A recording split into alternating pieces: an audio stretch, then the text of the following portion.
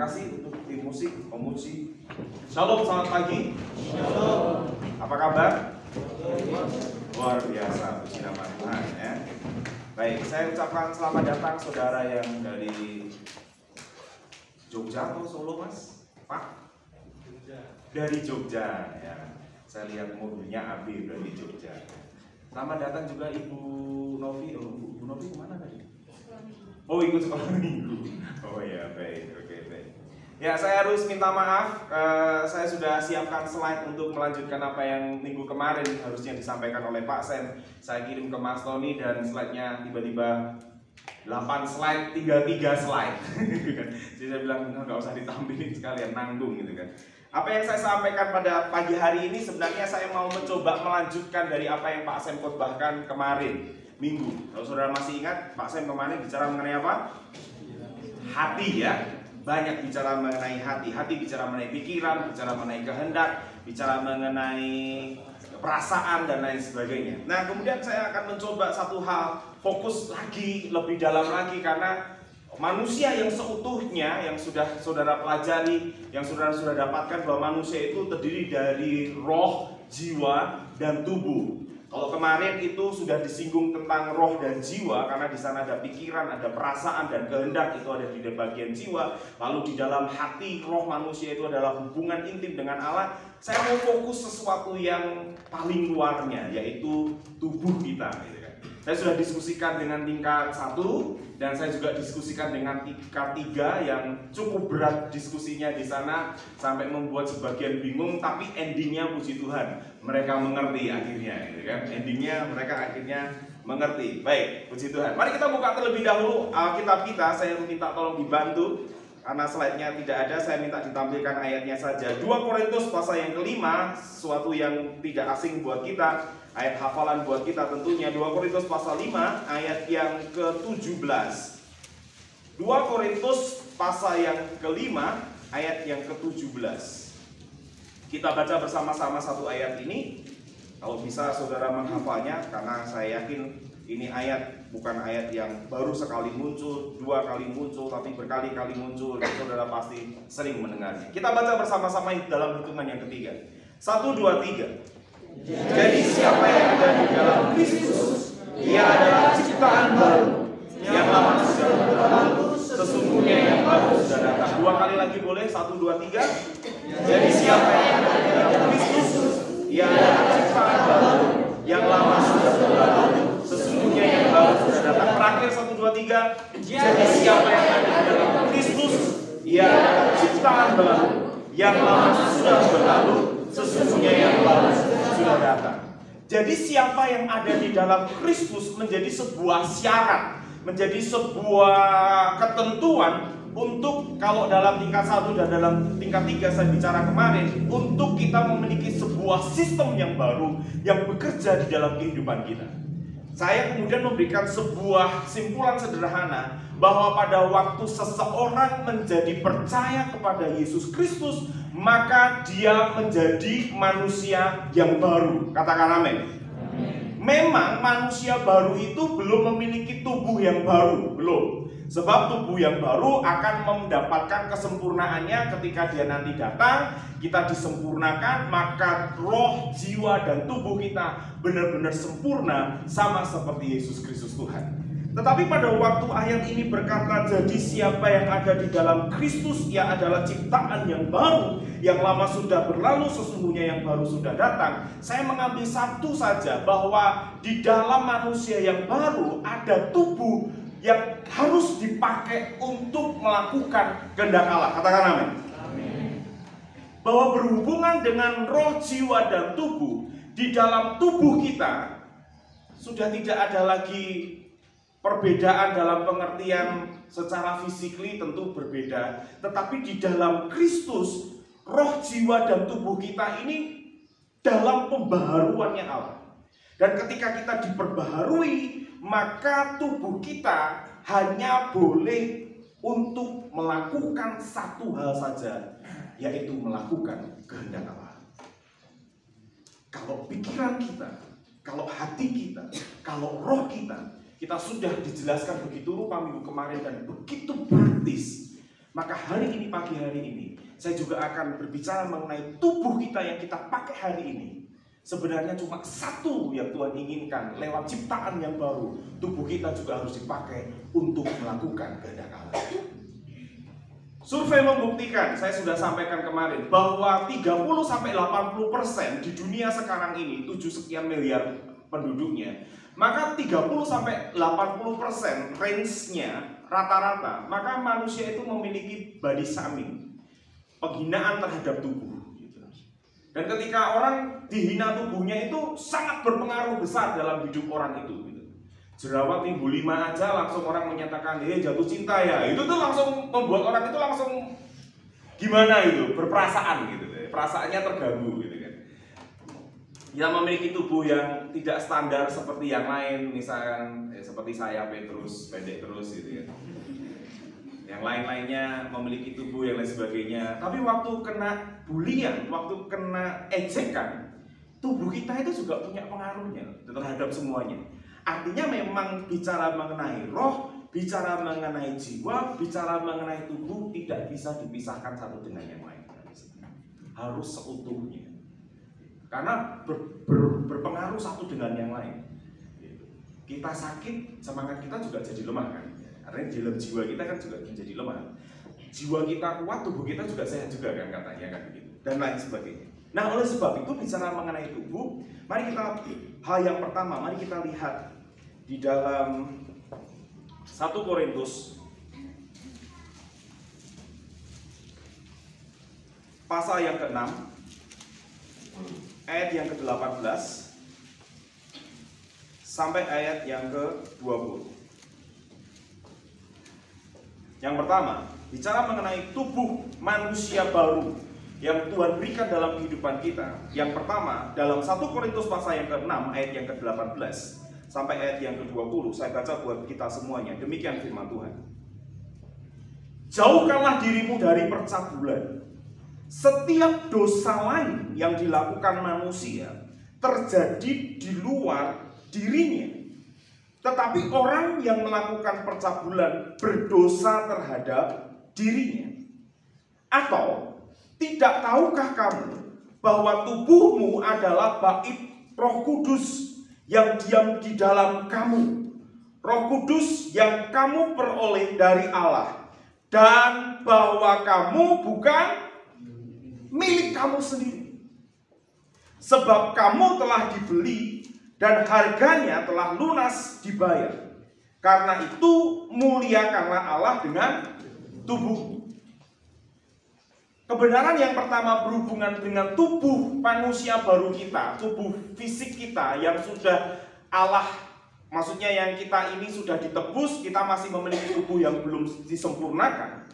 Yang pertama kita perlu tahu bahwa tubuh kita waktu kita sekarang sudah tinggal di dalam Yesus Kristus, tubuh kita bukan milik kita, tapi milik Tuhan. Saya ulang. Tubuh kita yang telah ditebus, dibeli dengan darah yang mahal, diberi secara lunas itu, sekarang bukan milik kita sendiri, tapi milik Tuhan. Dengan kata lain, Tuhan ingin memakai tubuh saudara secara langsung untuk melakukan kehendak-Nya di bumi ini.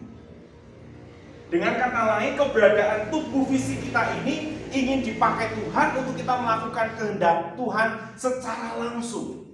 Artinya kalau misalkan Tuhan memerintahkan kita, tangan kita untuk ulurkan sesuatu kepada orang lain, untuk melakukan memberkati buat orang lain, maka secara langsung kita harus taat dengan apa yang Tuhan lakukan dalam kehidupan kita. Karena tubuh kita bukan milik kita lagi. Tubuh kita miliknya Tuhan. Tubuh kita bukan untuk percabulan. Di dalam pelajaran karakter Kristen kita tahu roh, jiwa, dan tubuh. Tubuh itu ada bagiannya adalah seksualitas, makan, minum. Betul begitu ya? Jelas dikatakan di sini bahwa jauhkanlah tubuhmu dari percabulan. Gak boleh lagi.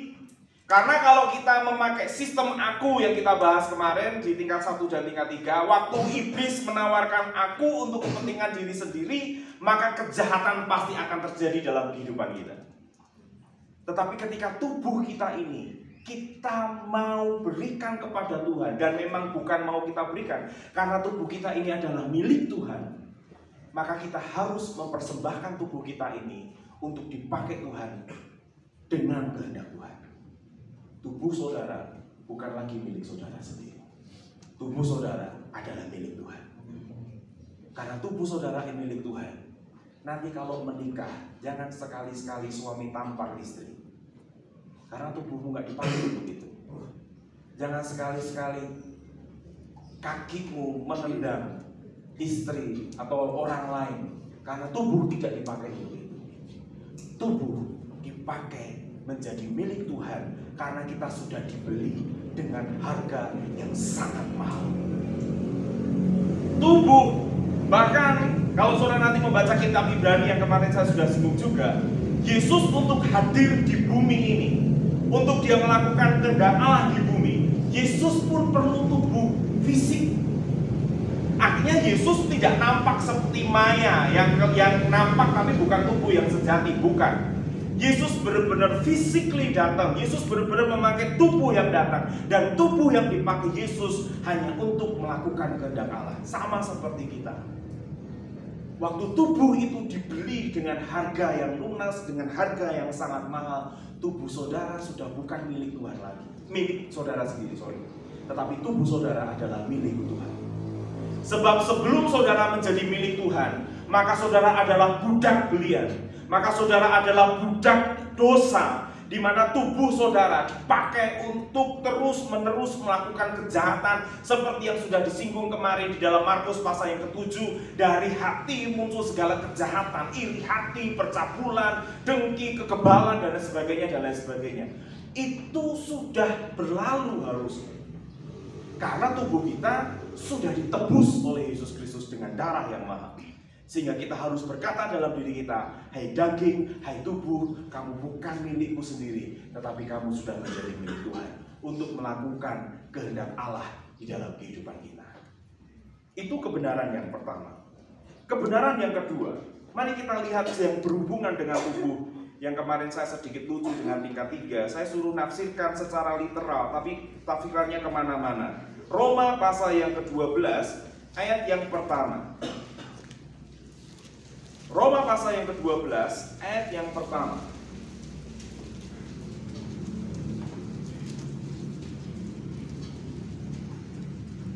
Roma pasal yang ke-12 ayat yang pertama, karena satu ayat saya minta kita semua membaca bersama-sama satu kali saja. Kita baca bersama-sama. 1, 2, 3.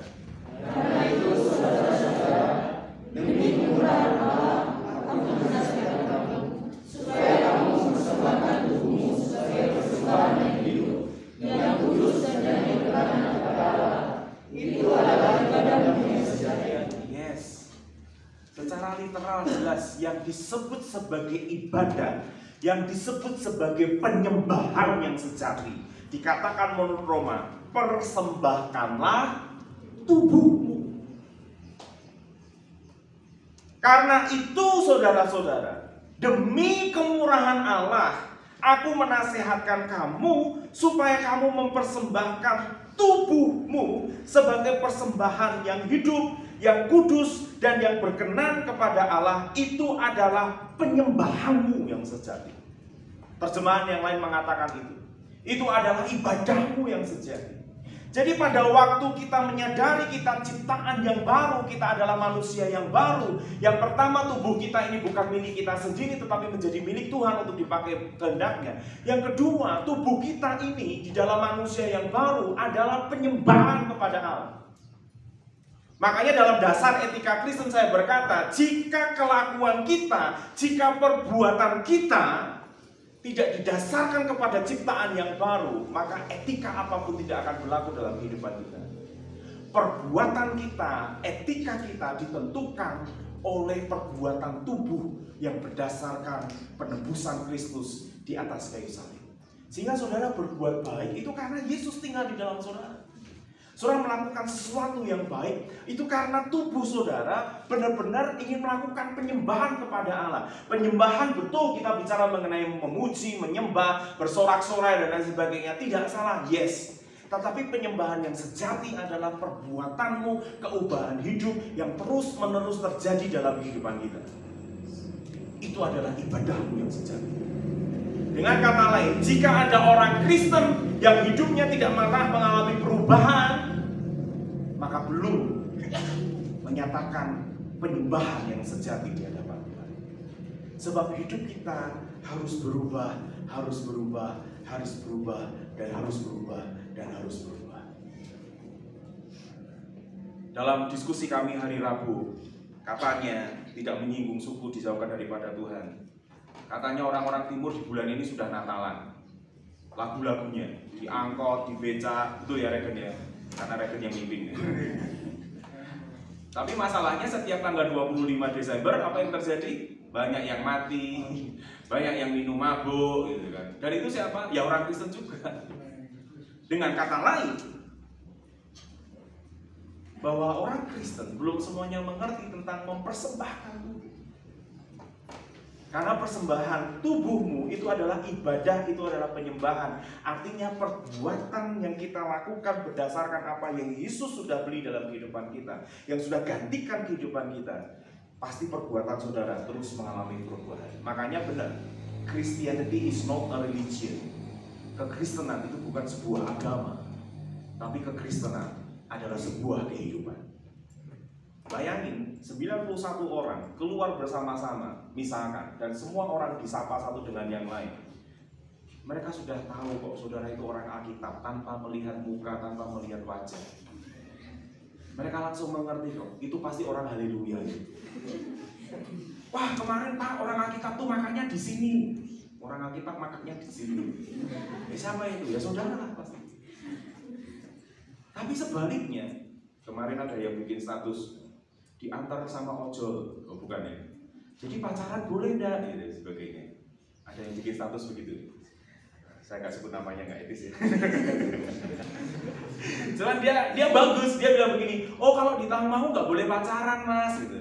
Pacarannya itu kalau sudah tingkat 2 sampai tingkat 3, pacarannya cuma 2 jam. Saya bilang ini wanita tapi dibonceng pria kan, gitu kan. Agak lucu gitu menurut saya. Tapi dia jelaskan aturan-aturan kita, gitu kan. Artinya dia ingin menjelaskan bahwa kita sebagai orang Kristen memang memiliki satu kehidupan yang berbeda dengan orang lain. Itu maksudnya yang saya tangkap dari status itu. Tapi memang betul. Tubuh saudara, tubuh saya, tubuh saudara, tubuh kita semua setelah dibeli oleh Yesus Kristus, maka harus dipersembahkan menjadi persembahan yang hidup. Dan itu bukan mudah ternyata.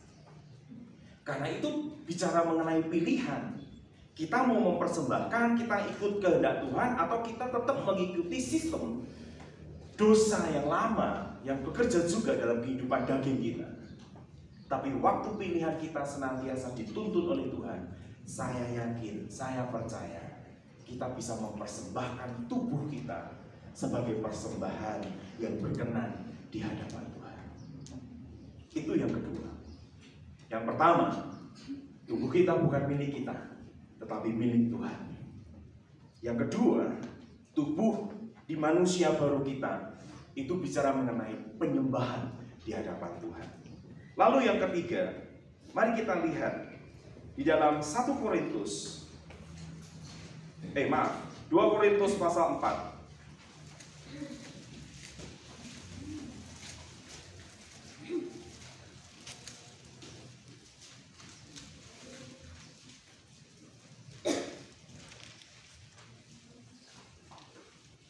Korintus pasal 4 ayat yang ke-7. Kita baca bersama-sama ayat ini. Hitungan yang ketiga, 1, 2, 3. Tetapi harta ini kami punya dalam bejana tanahnya, supaya nyata bahwa kekuatan dan melimpah-limpah itu berasal dari Allah, bukan dari diri kami. Tetapi harta ini kami punya dalam bejana tanah liat. Apa itu bejana tanah liat? Tubuh saudara. Di dalam tubuh saudara yang sudah ditebus oleh Yesus Kristus, itu ada harta yang terpendam di sini. Tinggal kita mengeluarkan harta itu Tinggal kita mengeluarkan untuk kemuliaan nama Tuhan. Yang saya maksudkan adalah ketika saudara nanti selesai pendidikan di tempat ini, saudara dibentuk, saudara disiapkan, saudara diatur begitu rupa, saudara harus mengerti bahwa di dalam tubuhmu, di dalam harta bejana ini tersimpan harta yang begitu mulia yang Allah beri dalam kehidupan kita. Dengan kata lain, waktu nanti saudara mencari tempat pelayanan, maka uang bukan prioritas dalam hidup saudara. Katakan amin. Mana-mana Tuhan panggil, mana-mana Tuhan panggil. Amin. Wah mas, itu bukan beban saya mas. Itu kayaknya bukan panggilan saya. Kalau di desa listrik belum ada, sinyal apalagi gitu. Kayaknya bukan saya mas. Ini aku utus orang lain saja.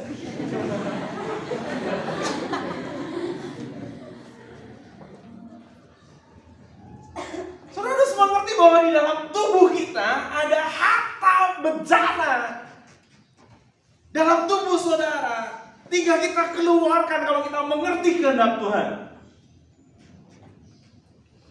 Harta yang dicari, yang saudara kenal dengan sebutan tren sekarang ini, para sultan dan sultan itu tidak lebih dari harta yang saudara miliki di dalam tubuh saudara. Halo? Mereka yang disebut sebagai sultan dengan Lamborghini dengan dan lain sebagainya, itu tidak melebihi harta yang tersimpan di dalam tubuh saudara. Sebab jelas di sana dikatakan bahwa kekuatan yang melimpah-limpah itu berasal dari Allah, bukan dari diri kami. Saudara jangan hanya mengikuti pendidikan di tempat ini dengan mengisi pengetahuan saudara saja, tapi terima setiap warisan, terima setiap contoh, terima itu dalam hidup saudara. Tidak masuk akal ketika 2010 atau 2000 tepatnya 2000 mungkin 2008 atau 2010 ketika Pak Sam mendapatkan visi yang baru membangun universitas, nggak masuk akal. Tapi sekarang sudah lihat itu terbukti. Sebab pertama kali ketika saya menjadi sekretarisnya, saya pun juga berpikir bener nih, sungguh-sungguh ini uangnya bukan juta, uangnya miliar. Dan saya ngerti siapa yang saya ikuti, Pak Sam. Nggak punya duit banyak. Tapi harta ini kan ada di sini. Waktu kita ngerti, kita diperintahkan, harta pasti keluar. Karena Tuhan yang suruh dalam kehidupan kita. Tubuhmu ada harta bejananya. Dan Tuhan yang kasih dalam kehidupan kita. Dan bukan itu saja masalahnya. Untung saya masuknya mulai 98 masuk di sekolah ini.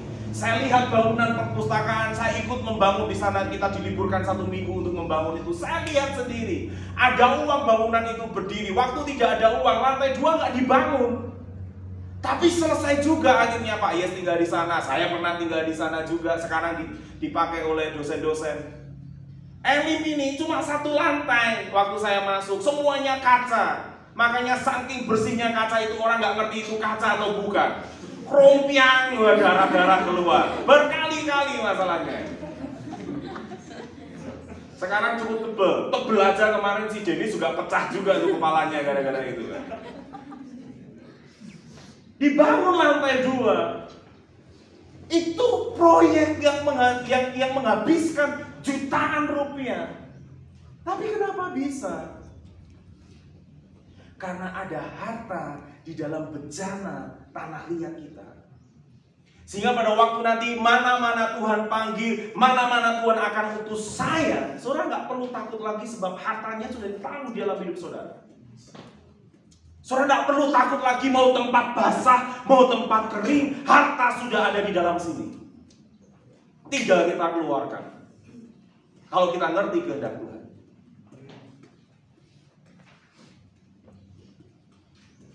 Halo? Mana-mana Tuhan panggil, mana-mana saudara diutus, nggak perlu takut lagi. Sebab di dalam harta tanah liat ini, di dalam bejana tanah liat ini, ada harta yang sangat tidak ternilai. Makanya jangan pernah takut dengan segala sesuatu yang namanya duit, uang, dan lain sebagainya. Jangan pernah takut. Dan jangan pernah migrain. Apalagi mati separuh.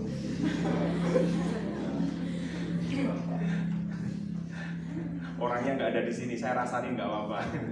So dulu namanya Heriwanto yang menjadi dosen saudara itu, puji Tuhan sekarang sudah tidak. Setiap tidak punya duit, mati separuh langsung. Kenapa kamu nggak punya duit, Mas? Katanya Arif ya. Di waktu saya jadi kepala asrama, ngerti saya. Puji Tuhan sekarang sudah ada. Dan saya berharap juga begitu, saudara. Nggak punya duit?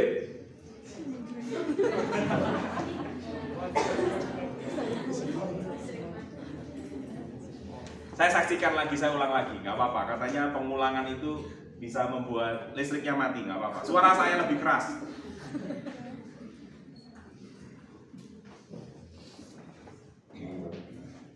Jangan pernah takut untuk mengeluarkan harta yang ada di dalam diri saudara, dan itu wujudnya harta beneran. Jika memang Tuhan gerakkan untuk dikeluarkan, jangan pernah takut. Apa yang ada padamu, jika memang itu digerakkan Tuhan, lakukan saja. Tepat sebulan ini, karena kemarin saya menjaga kerja bakti, berarti tepat sebulan. Maka ketika anak-anak ada yang semprot disinfektan, ada yang kerja bakti bangunan di sana, pinggul, salib, dan lain sebagainya, gitu kan? Karena kayunya besar-besar, saya mencoba juga mengikuti, sekalipun yang saya pilih yang kecil-kecil sesuai dengan tubuh saya, ya. Kan gak kuat kalau saya besar, gitu ya. Akhirnya saya berpikir, sarapan kacang hijau, tapi suruh ngangkat-ngangkat kayak begini. Bukan saya menyalahkan sarapannya, bukan. Saya hanya kasihan aja gitu. Sehingga kemudian saya bilang, ayo kita kumpul, kita makan. Lalu yang disinfektan saya juga ajak makan. Tiba-tiba ada satu anak yang gak ngapa-ngapain ikut, namanya Reva. Boleh ikut, Mas? Ayo. Sekian belas orang kita makan di tempatnya Bu Basuki. Kemudian setelah makan, maka kemudian saya keluarkan duit. Kebetulan Reva memang tahu berapa uang yang ada di dompet saya. Karena HP-nya saya sembunyikan. Dia kemudian mengerti berapa uang yang ada disembunyikan. Saya nggak punya uang banyak, tetapi ketika memang digerakkan untuk mengeluarkan, lakukan saja. Persis sekian jam berikutnya, saya langsung chat Reva. Ada orang yang minta nomor rekening saya yang saya nggak kenal orang itu di Facebook. Dan akhirnya orang itu kirim uang sejumlah yang berlipat kali ganda dari apa yang saya berikan buat mereka makan.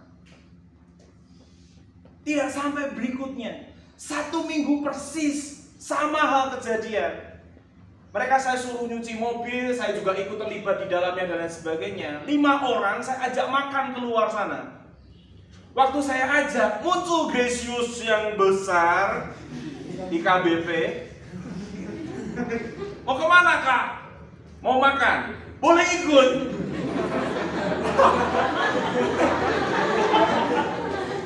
Saya bilang boleh. Makanlah kita di bubur sana.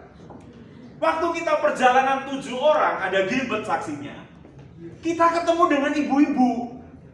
Saya ngerti, dia ngerti saya. Cuma nggak ada yang tahu nama. Jadi mau menyapa nggak enak gitu kan. Saya cuma bilang, ibu yang dari Surabaya. Iya Pak, gitu kan. Kemudian sudah lewat aja, kita makan.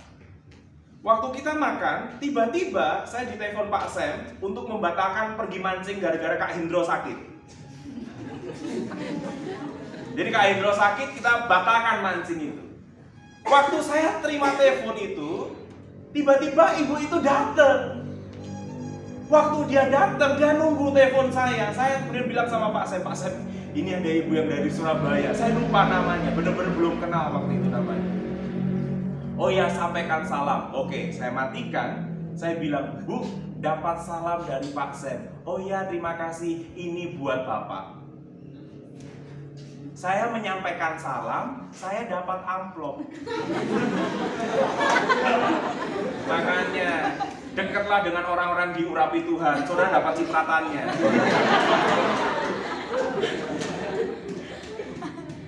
Saya dapat amplop di tengah jalan, disaksikan mereka itu. Saya langsung bilang sama mereka, ini saya nggak menyombongkan diri, nggak sama sekali. Saya kasih bukti buat mereka. Jika kita itu betul-betul mengeluarkan harta yang ada di dalam bejana kita, kalau memang itu kehendak Tuhan dalam hidup kita, Tuhan tidak pernah berhutang.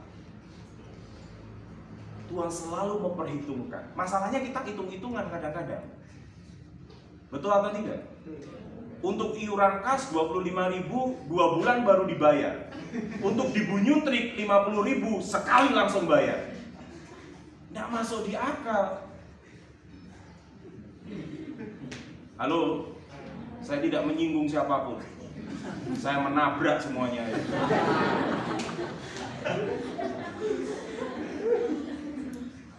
Jadi tubuh kita ini di dalamnya ada harta yang tersimpan yang Tuhan sudah berikan dalam kehidupan kita, dan dikatakan bahwa kekuatan yang melimpah ini berasal dari Allah, bukan dari diri kami sendiri, bukan. Waktu saudara menyadari hal itu, percayalah saudara, mana-mana Tuhan panggil, benar-benar saudara akan mengerti tubuhku bukan milikku lagi, tapi milik Yesus Kristus yang pertama. Yang kedua, tubuhku itu penyembahan. Aku harus menyampaikan perbuatan-perbuatan yang memuliakan Allah. Dan yang ketiga, saudara menyadari tubuhku di dalamnya ada harta yang tersimpan yang berasal daripada Allah.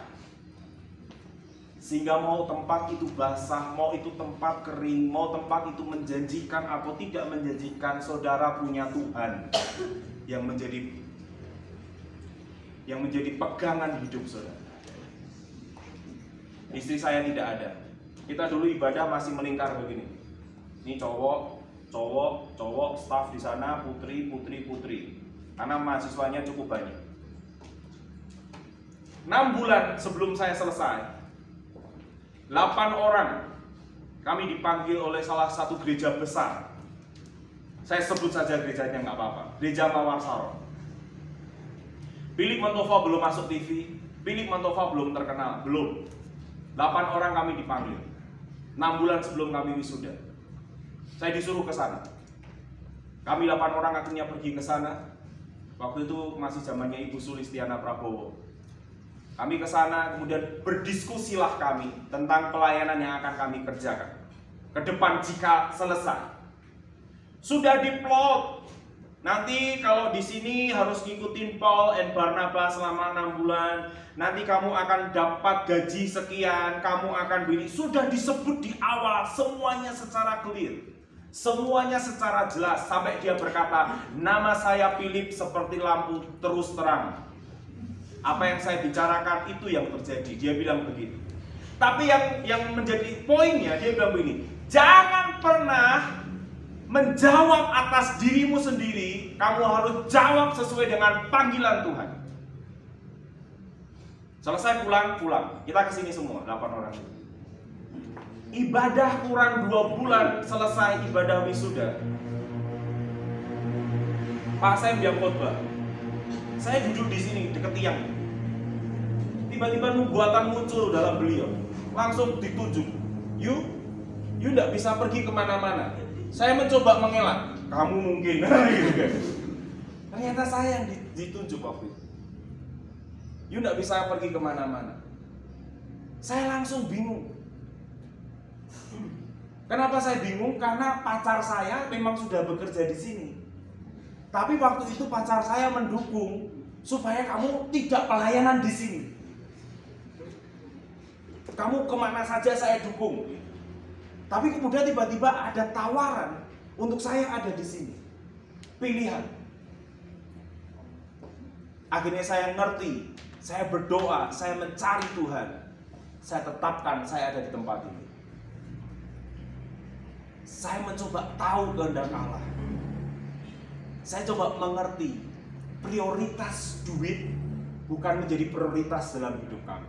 Enggak. Sebab kami tahu berapa besar ketika saya terlibat di Surabaya nanti, berapa uang yang akan kami terima, saya ngerti. Sebab disebutkan di awal. Tapi saya ngerti, bukan itu yang saya cari. Saya mau cari kehendak Allah di dalam kehidupan saya. Akhirnya saya di tempat ini. Bejana tanah liat tersimpan harta yang begitu mulia di dalam tubuh saudara. Amin. Yang terakhir, tes yang terakhir. 1 Timotius 4 ayat 8. Saya undang pemain musik aja maju ke depan karena ini sudah terakhir.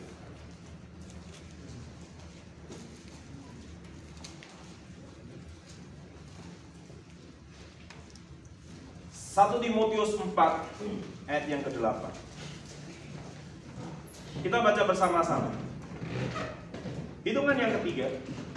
1, 2, 3. Latihan badan terbatas gunanya, tetapi ibadah itu berguna dalam segala hal, karena mengandung janji baik untuk hidup ini maupun untuk hidup yang akan datang. Sama seperti himbauan dari Pak Sam tentang latihan hati. Latihan, dan latihan. Tubuh manusia baru kita perlu latihan. Latihan badan ini terbatas gunanya, bukan berarti tidak boleh. Makanya setiap hari Minggu staf-staf muda ini badminton. Untuk apa? Latihan badan. Untuk apa? Untuk kesehatan. Kadang-kadang Kak Tresya jalan-jalan. Kadang-kadang tahu pulang, kadang-kadang nggak tahu pulang. Enggak ya? Kenapa itu? Untuk latihan badan. Bukan tidak ada gunanya, ada, tapi sangat terbatas. Tetapi ibadah berguna dalam segala hal, karena mengandung janji baik untuk hidup ini maupun untuk hidup yang akan datang. Tubuh kita perlu dilatih untuk terus melakukan kehendak Allah dalam kehidupan kita. Dan satu-satunya melatih tubuh kita, apa yang saudara pelajari dari kebenaran firman Tuhan, apa yang saudara tangkap dari pembacaan firman Tuhan harian yang saudara pelajari itu, tangkap, lakukan dalam hidup saudara. Tangkap, lakukan dalam hidup saudara. Saudara pasti berlatih. Yang ketika saudara berlatih, saudara pasti memuliakan Tuhan lewat tubuh saudara. Yang pertama saya ulang, tubuh kita bukan milik kita lagi, tapi milik Tuhan. Yang kedua, tubuh kita adalah tubuh penyembahan. Segala perbuatan kita, 2 Korintus pasal yang kelima ini berkaitan dengan 2 Korintus pasal 4, berkaitan dengan 2 Korintus pasal 3. 2 Korintus pasal 3 bicara mengenai suratan. Kalau saudara baca nanti di asrama, bicara kamu ini suratan yang tertulis. Semua orang bisa baca setiap kehidupan saudara. Semua orang bisa baca tentang hidup saudara. Makanya hidup kita bukan lagi milik kita. Hidup kita adalah penyembahan. Perbuatan kita dilihat oleh banyak orang. Dan yang ketiga, tubuh kita ini ada harta yang tersimpan di dalamnya. Dan yang keempat, kita perlu latihan untuk melakukan kehendak Allah di dalam tubuh manusia yang baru yang Tuhan berikan dalam kehidupan kita. Naikkan pujian yang terakhir tadi. Kalau ku hidup bagimu.